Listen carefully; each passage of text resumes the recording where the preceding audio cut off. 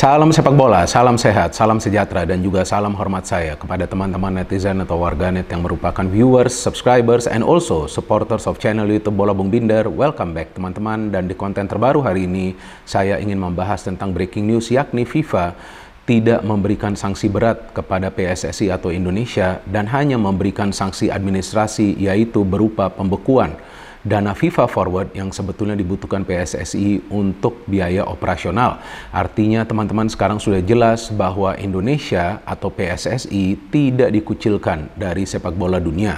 Dan memang sebelumnya kita semua khawatir jika Indonesia atau PSSI di-ban oleh FIFA, dan ada juga beberapa di antara kalian yang sebetulnya tidak peduli. Dan bahkan saya membaca begitu banyak komen, ya gak masalah, biar aja FIFA ban Indonesia. Jangan seperti itu teman-teman. Karena jika seandainya tadinya FIFA benar ban Indonesia atau PSSI dan mengucilkan PSSI dari ekosistem sepak bola dunia, tentu dampaknya akan sangat berat dan juga luas. Bukan saja kepada para pemain, tetapi juga kepada para stakeholder lainnya.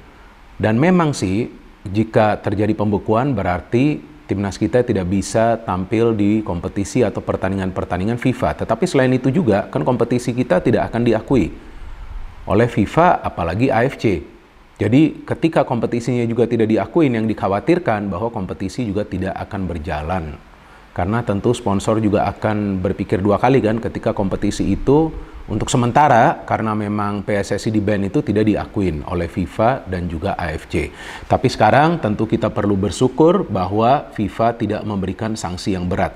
Dan memang sebelumnya kan juga telah saya jelaskan bahwa walaupun saya khawatir, tetapi saya juga menghimbau kepada kalian jangan paranoid. Karena ya seharusnya FIFA juga pahamlah dengan situasi dan kondisi di Indonesia ya. Dan jika mereka memberikan sanksi yang berat juga nggak fair tentunya. Dan menurut saya nih teman-teman, ini feeling saya saja, mungkin saya salah. Kuncinya nih, FIFA tidak memberikan sanksi berat kepada PSSI atau Indonesia adalah karena pernyataan dari Presiden kita, Bapak Joko Widodo, yang memberikan pernyataan, saya ingat tuh, sebelum Ketua Umum PSSI ya, Pak Erick Thohir itu berangkat ke Swiss ya, sebelumnya beberapa waktu yang lalu, kan kita mendengar ya dengan jelas bahwa Presiden kita, Bapak Joko Widodo, mengatakan bahwa politik itu tidak bisa dicampur adukan dengan olahraga. Nah, itu adalah statement yang jelas dan juga tegas. Artinya, ya sebetulnya tidak ada intervensi dari pemerintah pusat terhadap penyelenggaraan dari Piala Dunia U20 ini. Tetapi, karena memang sebelumnya sudah ada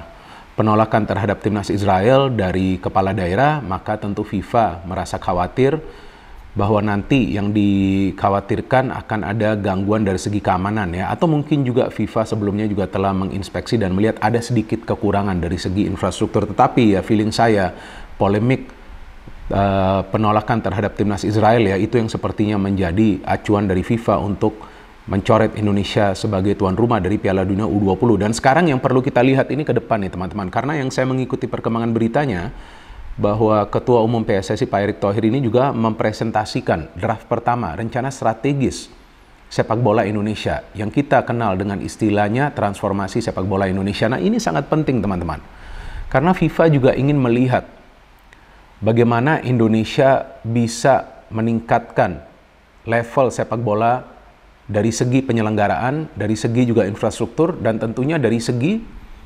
menyelenggarakan sebuah kompetisi. Nah, ini sangat penting nih, dan ini semua terkait dengan infrastruktur stadion, kemudian lapangan, regulasi bagi supporter, keamanan bagi supporter ketika mereka nonton sebuah pertandingan sepak bola di liga ataupun ketika nonton pertandingan dari tim nasional, dan juga aspek-aspek lainnya. Jadi ya sekarang ini sangat penting bagi Ketua Umum PSSI Pak Erick Thohir untuk bisa segera memulai transformasi sepak bola Indonesia ini dalam waktu dekat. Dimulai dari yang saya baca nih beritanya bahwa renovasi ya dari puluhan stadion, kalau nggak salah 22 stadion nih yang rencananya akan direnovasi. Tapi saya juga berharap selain juga direnovasi dari segi infrastruktur stadion ya, artinya infrastruktur stadion itu kan bentuk fisik dari stadion ya, mungkin tribun penonton. Saya harap juga nanti akan ada perbaikan dari lapangan-lapangan di stadion-stadion tersebut, karena lapangan kita nih nggak semuanya bagus, artinya nggak semuanya pakai kualitas rumput yang bagus, dan juga tidak semuanya flat. Nah, ini juga menyulitkan para pemain untuk bermain sepak bola dengan benar. Maka itu imbasnya ketika nanti mereka membela tim nasional Indonesia. Jadi lapangan-lapangan ini juga ya saya harapkan juga nanti bisa dibenarkan ya. Artinya kualitas rumputnya bagus, lapangannya flat dan juga drainase. Jadi ya tidak terganggu dengan cuaca, karena dalam beberapa pertandingan tuh ketika saya siaran juga sebetulnya ya memang hujannya lebat, tapi kan bukan hujan badai ya. Namun lapangan itu tergenang sehingga pertandingan perlu dihentikan untuk sementara. Nah ini kan juga mengganggu para pemain dan nggak sehat juga bagi para pemain, apalagi jika mainnya sudah jelang malam hari ya, sekitar pukul 18.30 kan kalau nggak salah match kedua itu bermain. Jadi ya ini juga harus diperhatikan oleh semua stakeholder di Indonesia ya, bagaimana lapangan ini ya di semua stadion-stadion yang akan digunakan untuk pertandingan-pertandingan liga dan juga tentunya untuk tim nasional, standarnya harus standar internasional, kalau perlu standar FIFA ya, namanya kan transformasi.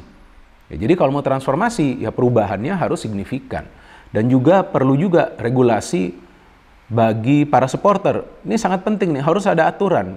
Jadi para supporter pun harus mengikuti aturan tersebut agar tertib di dalam stadion ketika nonton dan juga ketika berada di luar stadion. Jadi bukan saja yang di dalam stadion, tetapi ketika di luar stadion juga harus tertib. Kalau nggak tertib ya udah perlu juga diberikan sanksi. Nah sanksinya itu bisa juga sanksi administratif kan dari klub mereka masing-masing atau juga ya dari PSSI. Nah ini sangat penting dan juga harus ada edukasi kepada supporter, melibatkan juga pihak pemerintahan. Bagaimana caranya supporter itu bisa memahami aturan-aturan yang nanti akan dibuat.